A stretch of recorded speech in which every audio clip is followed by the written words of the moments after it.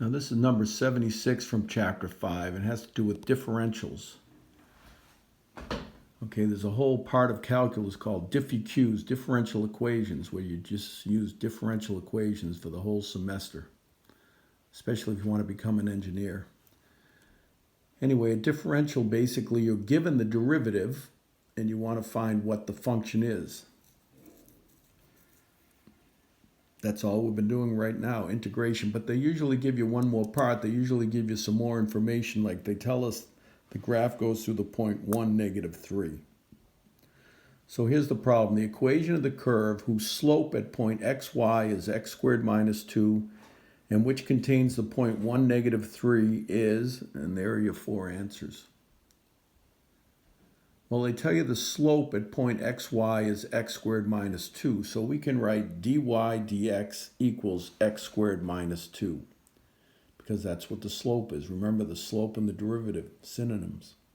So dy dx equals x squared minus 2. Now, whenever you want to solve for a function, you want to get the y's and dy's on one side and the x's and the dx's on the other. So I'm going to multiply both sides by dx. Now I put the x squared minus 2 in parentheses because I'm multiplying that whole side by dx. You might mess up if you don't do that. Anyway, the key thing is you want to just take the integral of both sides. Okay, when I integrate dy, I get y. I actually get y plus c, but I'll talk about that later. Equals x squared. When I integrate that, I add 1 to the 2 to get 3 and divide by the new exponent, so x cubed over 3. The integral of 2 is 2x, because the derivative of 2x is 2. And that's where I put my plus c. Now they gave us more information. They told us it goes through the point x equals 1, y equals -3.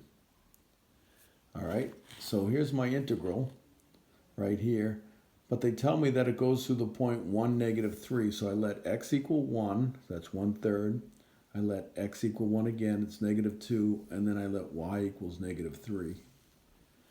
Well, I add 2 to both sides, I get -1, and I subtract 1/3, so I get c is -4/3. So that's it, that's my answer. I take my integral, y equals x cubed over 3 minus 2x, and I figured out c is -4/3. So my answer is D. Pretty simple. And this is why you have to do just the c on one side. Like if you integrate the dy, you're going to have a constant. If you integrate the right side, you're going to have a constant. But then if you subtract c1 from both sides, you end up with c2 minus c1.